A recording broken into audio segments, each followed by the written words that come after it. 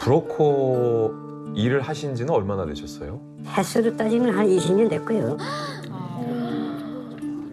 한국에도 나름대로 이거 탈북자들 데려오는 그런 부류들이 내가 알기로 한 10몇 명 정도 되거든요. 네. 이제 이 코로나가 터지면서 국경병이 올라가니까 이 사람들이 할 방법이 없어요. 탈북을 하고 싶어도 비용 문제 때문에 혹은 국경 문제 때문에 탈북하지 못하는 사람들이 북한 내부에 많이 있나요? 맞죠. 특히 여기 한국의 연구자들, 이미 전에 와 있는 가족들, 북한에 남겨져 있는 가족들, 그걸 데려오기 위해서 많이 노력하죠. 그런데 실행을 못하는 이유는 비용 문제? 우선 코로나 때문에 국경 거의 경비도 강화된 원인도 있고 또 두 번째는 국경 비용도 많이 오르고 북한 내부에 있는 북한 주민을 한국까지 탈북시키려면 비용이 얼마나 드나요? 코로나 전까지는 그래도 뭐 국경 비용도 이렇게 올라가지 그런 것도 없고 원래 뭐 초창기나 지금이나 그래서 그렇게 고착돼서 흘러왔는데 그래서 이 코로나 발생한 2000년도부터 작년 3월 달까지 내가 데려오고 그다음부터는 비용이 넘쳐 올라가서 지금 현재까지 못 데려다 올해 북한에서부터 여기 현재까지 뭐 태국까지 갈 수 없는 거거든요. 아유. 뭐 태국까지 간다 해도 지금 비용이 한 우리 한국 돈으로 한 8천? 네? 8천? 와, 8천만 원이요? 1억 줘도 지금 못 옵니다. 이렇게요? 왜 이렇게 비싼 거예요? 중국에서부터 시작하면 그래도 20년 전에 예. 저 탈북할 때하고는 그건 한 가지 다른 차이고요. 지금 국경이라는 게 지금 뭐 말이 안 해요 지금. 뭐야 이 탈북자들 국경을 허락해주는 그 국경경비를 무조건 청산하니까 야들 다 알아요. 와, 코로나 전까지만 해도 국경 비용이 한 1,000만 원 정도 했어요. 북한에서부터 넘겨주는 게 이거 국경 경비대원들이 100만 원, 1,000만 원씩 받았거든요. 북한 국경 경비대한테죠. 예. 그렇게 받았는데 지금은 국경 넘겨주는 게 3,000만 원 받아요. 3천만 원으로 올랐군요.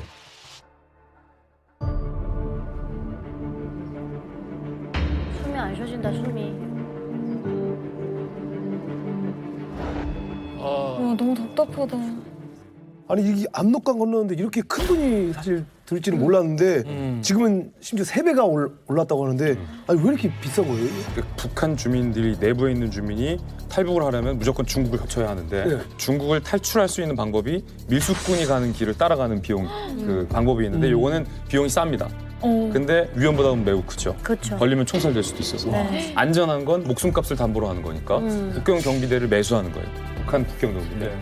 그들에게 돈을 주고 압록강을 도강하는 거예요. 근데 그것도 중국으로 넘어가면 그 이후에 신변 보장을 해주지 않아요. 네. 그냥 북한 국경을 탈출하는 것만 북한 국경 경비대가 도와주는 거예요. 네. 근데 이 비용이 예전에는 1,000만 원이었는데 이 1,000만 원이라는 것도 그냥 오로지 국경 경비대에게 오로지 주는 돈. 맞아요. 근데 요즘 국경 경비대가 탈북을 도와주다가 발각되면 이 국경 경비대가 바로 총살되는 분위기라고. 맞습니다. 네. 실제로 제가 취재했던 이 취재원도 국경 경비대가 심하게 발각될 경우 처형되는 것을 직접 목격했다라고 네. 할 정도라고 하니까 국경 경비대가 목숨값으로 금액을 확 올려버린 거예요. 3천만 원. 와. 근데 문제는 일단 북한 내부에 있는 우리 주민들이 북한 경비대에게 줄 3천만 원이라는 돈이 없다.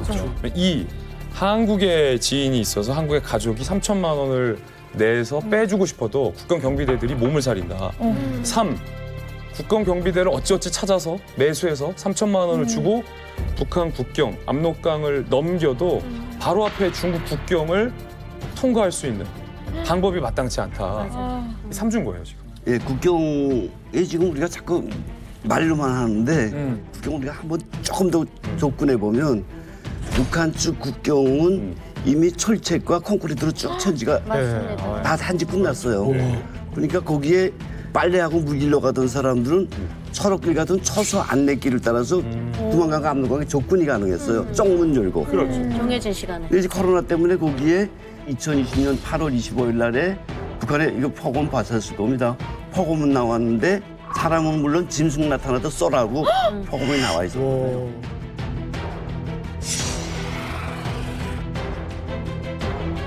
그 철조망 중국 압록강 두만강 철조망 전에 군인들 처서 이전에 1, 2km를 봉쇄구역으로 만들어 놓고 우리 비행기처럼. 네, 그렇죠. 비무장. 요게 접근을 못하게 했고 여기 지키는 군인들한테 아까 말한 것처럼 1,000만 원, 2천만 원, 3천만 원 준다. 요거로 끝났게 했다고 합시다. 강 건너쪽에 중국에서 코로나 때문에 완전 북한보다 더 세게 철통 가지고 거칠어지고 있어요. 15년도까지만 해도 그나마 이게 국경이 이게 살벌하지가 않아서 강 넘겨주는 비용만 제가 400만 원에 왔거든요. 근데 그때 당시는 북한에서 일하는 사람, 중국에서 받아주는 사람 이 체계가 다 있더라고요. 그쵸, 그래서 맞아요. 그 400만 원이면 북한 내에서 데려오는 비용부터 강 넘겨줄 때 그 경비대원하는 게 주는 돈, 그다음 와서 마중 나오는 사람한테 게 주는 돈까지 다 됐어요. 400으로. 근데 바로 15년도 이후에 철조망이 생기면서 갑자기 이게 어려워졌어요. 그때 1,500으로 갑자기 오른 거예요. 400이 네, 400에서 갑자기 1,500으로 올랐고 그 뒤로 더 어려워지면서 3,000으로 올랐다고 하더라고요. 근데 최근에 8,000까지 오른 거예요. 그러니까 진우 씨 아까 말씀하신 것처럼 그러면은 진우 씨 때는 한 3, 400 썼는데 지금 1억 가까이 간다는 거잖아요. 네. 네, 1억에도 지금 데려올 만한 그런 영웅이 없는 거죠. 네. 궁금한 게 그러면은 그 내가 돈을 마련했어요. 근데 이 돈을 전달할 만한 그 신뢰할 만한 사람들이 국경 경비대들이 돈만 먹고 싹 입닥도 까는 아, 그런 그게 경우인가요? 팀이에요. 팀이야. 한국에 그 말하자면 망책이 있는 거예요. 그렇죠. 대장. 대장이 있는데 이 대장이 한 번만 하고 말 겁니까? 그렇지. 여기 이렇게 고객이 많은데? 그러니까 이게 굉장히 우리가 아는 것보다 체계화돼 있어요. 그 사람들 입장, 국경수비대 입장에서도 신뢰를 쌓아야 되는구나. 당연하죠. 그러니까 사진까지 찍어서 보내요. 앞으로 고객이 200만 명이 있는데. 그럼요. 그런 경우가 있었어요. 그러니까 국경경비대가 이제 곧 자기가 제대할 때 이거 다가오면 내가 보내주겠다고 여러 명이서 돈을 다 받고 사기를 튀어요. 치는구나. 네, 아무 튀어요. 그래서 사기 사기당한 사람들도 꽤 있었어요. 아, 진짜 못 참다. 이런 사기가 북한에 되게 많습니다. 진우 씨 같은 경우는 이제 탈북 브로커를 오래 했다고 하셨는데 본인이 이제 탈북을 하신 거잖아요. 예. 그러면은 탈북 브로커가 탈북을 할 때는 훨씬 쉽나요?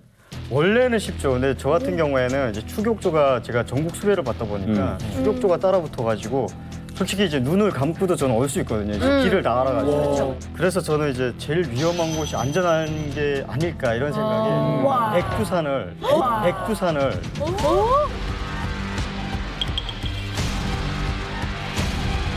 혁명의 성지라고 부르거든요. 북한에서. 신성한 산.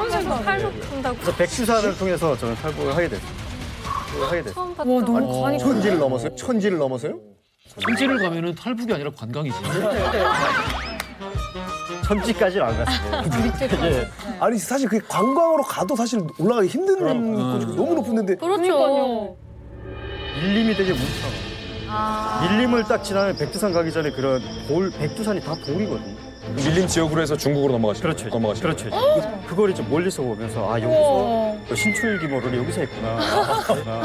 네, 이런 생각을 하면서 화산이니까 네. 현무암. 왜 그쪽 백두산 쪽으로 왜 가시? 사실은 제가 이제 8, 9월 달에 백두산을 넘었거든요. 근데 이때가 백두산의 둘쭉이라는 게 되게 유명합니다. 불쭉? 불쭉? 아, 유명하죠. 불쭉. 유명하죠. 불쭉 술. 예. 그래서 그 둘쭉을 따러 전국에 이런 기관 기업소들이 와서 외화벌이 사업을 하거든요. 그 틈에 끼었는데 제가 그때 당시 가을이다 보니까 이런 뾰족구두에 이제 또 쫓기는 몸이다 보니까 정장을 입었댔거든요. 구두 신고 백두산. 구두를 신고 이제 직접 또 둘쭉을 안 따면 의심을 받을 것 같아가지고 거기에도 이제 경비대가 되게 많거든요. 그래서 둘쭉을 따면서 되게 어렵더라고요. 그 둘쭉 따는 게. 그러면서 이제 저는 전적지. 다 아시는 전적지에는 진짜 들어가면 그게는 반동으로 몰릴 수도 있고. 당연하지.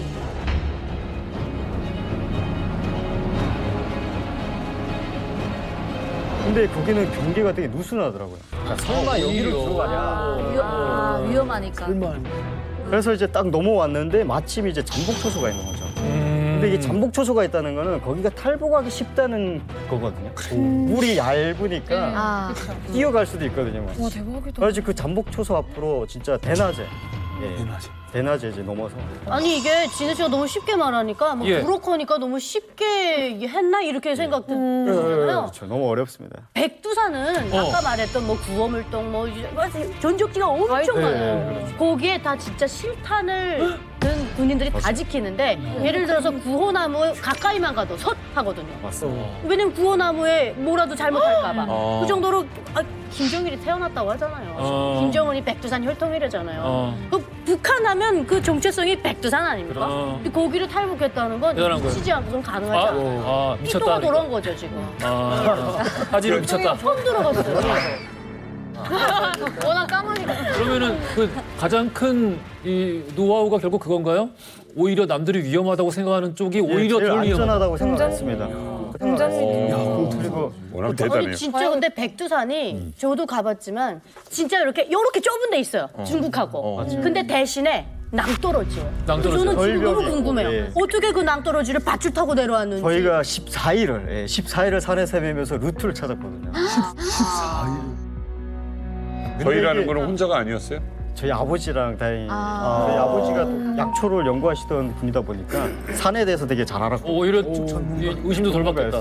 약초 전문가니까. 예. 아버지랑 둘이. 그래서 이게 어느 쪽으로 가게 되면 절벽이 있는데 완전 또 다른 쪽은 아예 이런 무연한 벌판이거든요. 백두산 자체가. 그래서 우리는 그 벌판을 통해서 벌판으로. 예. 그리고 또 다행인 게 되게 고마웠던 게 그때 당시 중국에서 저를 도왔던 분들이 제가 이제 그 백두산에 와가지고 전화를 했댔거든요. 근데 이분들이 도와주겠다고 사실 그런 상황에서 외면할 수도 있는데 후배 중이요. 예 넘어오라고 도와주겠다고. 돈도 별로 없었죠. 돈도 아예 없었습니다. 그런데 공짜로. 빵도 가고. 그 신용 가지고 온 거야. 예. 신용으로. 그래서 지금도 진짜 되게 고맙게 생각해요. 중국에 있는 이 탈북민들이 이제 사실 한국에 오기만을 기다리는 분들이 좀 많이 계시잖아요. 맞습니다. 근데 그분도 굉장히 좀 많이 좀 불안할 것 같은데요. 사실은 저한테도 이제 작년에 제가 방송에 나와서 탈북 브로커를 했다는 그 얘기를 듣고 중국에 있는 탈북민들이 저한테 메일을 보냈던 적이 있어요. 예, SOS를 요청을 했는데 실제로 그때 당시 받았던 메일이었거든요. 네. 대박. 근데 제가 도움을 드릴 수가 없었는 게 제가 현재 브로커를 하지 않는 상황이고 네. 그래서 다른 분에게 연결을 시켜드리려고 했는데 이미 브로커들이 다 다른 직업을 가지고 예, 그렇죠. 일을 하고 있는. 바꿨어. 다시. 예, 그러니까 코로나 때문에 아예 일을 할 수가 그러나. 없으니까 사람이 없으니까. 예, 생계를 위해서 그분들도 다른 일을 하고 이게 있어요. 코로나 때문에 진짜 많은 사람 탈북민들 목숨 건 사람들은 이거 진짜 죽어나가는 거예요. 이거. 하나원 같은 동기거든요. 전화가 왔어요. 제발 좀 도와달라고. 어떻게 살려줄 수 없냐 이러면서 그러는 거예요. 그래서 왜 그러냐고 하니까 중국에 직접 그 자기네 언니랑 조카랑 잡혔대요. 그래서 감옥에 들어가 있는데 꺼내줄 수 없냐고 저보고 막 부탁하는 거예요. 중국에 있는 사람을? 네. 그래서 저는 어떻게 도울 방법도 없고 저도 능력도 없고 하니까 생각해보다가 그냥 같이 이만갑에 녹화했었던 분 있잖아요. 브로커. 그분 연락처를 드렸어요. 그 이후로 계속 전화를 해봤거든요. 어떻게 됐는지. 근데 연락이 안 되더라고요. 김지 기자님, 이게 지금 브로커들이 그러면 이거 하던 일을 못 하는 거잖아요. 직업은 안 바꿨는데 역할을 바꿨어요. 제가 이번에 취재하면서 가슴이 좀 가장 미어졌던 답변을 들었는데 예전에는 중국에 있는 브로커들이 그래도 북한에 있는 주민들에게 돈을 받고 한국에 있는 가족에게 돈을 받고 이 사람들을 중국으로 탈출시키고 중국에서 제3국으로 탈출시키는 길라잡이 역할을 했어요. 그렇죠. 근데 지금 국경이 봉쇄되고 코로나 때문에 길이 막혔잖아요. 그러니까 뭐랄까 북한에서 중국으로 빼오는 역할은 같은데 중국에서부터 이후의 역할이 탈북 브로커들이 바뀌었는데 돈 많은 중국 남성들에게 이른바 북한 여성들을 매매혼으로 시키고 매매혼을 시키고 그거를 이 여성들이 중국에서 다른 곳으로 탈출하거나 도망가지 못해 그걸 또 감시하고 감독하는 역할 비슷하게 중국 브로커들의 역할이 확 바뀌었다고 하는 거예요. 그러니까 대상이 바뀐 거죠. 예전에는 이 탈북민을 끝까지 제3국까지 인도하는 역할이었다면 그거 자체가 힘들어지니까 이 브로커들이 돈을 원하니까 중국에 돈 많은 남자들이 돈 받으려고. 일종의 많지. 인신매매 한 종류가 되는 거죠. 이게 근데 북한에서 여자가 혼자 오잖아요. 그러면 중국에서 살아남기 위해서 할 수 있는 게 결혼이에요. 근데 여기서 그 북한에서부터 너 중국에 가면 중국 사람하고 만나서 결혼해야 살 수 있어라는 걸 북한에서 듣고 온 사람은 중국에 와서 어느 정도 충격을 그래도 이겨낼 수 있는데 중국에 오자마자 너 남자랑 살아야지만 살 수 있어. 브로커가 속여서 내려오는 거죠. 그러면 진짜 죽을 만큼 괴로울 거고. 그렇지. 중국에는 이제 시골 마을에 여자들이 없어서 홀로 이제 늦게까지 장가 못 가는 사람들이 굉장히 많다고 하더라고요. 예, 근데 거기서 이제 북한에서 넘어오는 여성을 브로커가 돈 받고 팔아요. 그러면 이 사람들은 그 집 재산이 되는 거예요. 돈 주고 샀기 때문에 이제 우리 집 재산이기 때문에 일단 사람을 사오면 절대로 도망 못 가게 감시를 철저하게 붙여요. 단 한 발자국도 밖으로 못 나가게 일단은 감시를 붙이고 그 사람을 집안에서 일시키고 온갖 그냥 그 집 모습처럼 일을 하는 거고 제가 아는 지인은 이제 산에 밭 일을 데려가서 너는 여기서 내가 죽여도 아무도 모르니까 말 잘 들어라. 그렇게 협박을 하면서 일을 엄청나게 시키고 이제 도망가려고 시도를 하면 죽도록 때린다는 거예요. 뼈가 부러질 정도로 때려서 다시는 못 도망가게 엄청나게 감시를 하고요. 또 문제는 그 사람들이 이제 그렇게 결혼을 해서 팔려가면 원치 않는 임신에서 또 아이를 낳게 돼요. 근데 그 아이들은 국적이 없거든요. 신분이 없어서 그 집에서 호적을 안 올려줘서 호적 올리는 것도 돈이 들기 때문에 호적이 안 올려져서 그 애는 신분이 없어요. 그래서 탈북자도 아니고 중국 국민도 아니고 그 어떤 데도 등록돼 있지 않는 애들이 있는데 그런 애들을 검은 아이들이라고 부르거든요. 그래서 이 애들은 국적이 없다 보니까 법적 보호를 받지 못하는 거예요. 그래서 병원도 아파도 못 가고 학교도 못 가고 그 어떤 사람도 아무도 이제 들여다보지 않는 정말 검은 이런 지대에 놓인 아이. 검은 아이라는 호칭이 따로 만들어질 정도라는 거는 네. 이런 일이 한두 건이 아니라 굉장히 비일비재하다는 건데 이게 언제 기준, 그러니까 좀 최근의 일인 거예요? 옛날부터 지금까지 옛날부터 지금 언제적이라는 게 아니라 그냥 꾸준히 이게 인신매매 사건이 일어난 시점부터 지금까지 이어진다고 보셔도 돼요. 그러면 지금과 같은 봉쇄 상황에서 지금 말씀하신 대로 뭐 검은 아이 비롯해서 거의 뭐 반인신매매 형식의 이 강매혼 이런 방식이 더 성행하고 있다라고 추측할 수 있겠네요. 그렇죠. 그러니까 오히려 더 열악한 상황에 빠지니까 예. 이 사람들이 갈 데가 없는 거예요. 그러네. 그 집에 가서 예전에는 우리 탈출해가지고 이민가 보거나 이런 분들도 있었는데 한국으로 오는데 그게 좀 어려워서. 길이 다 막혔기 때문에 그냥 그야말로 도가내든지 어디도 갈 데 없어요.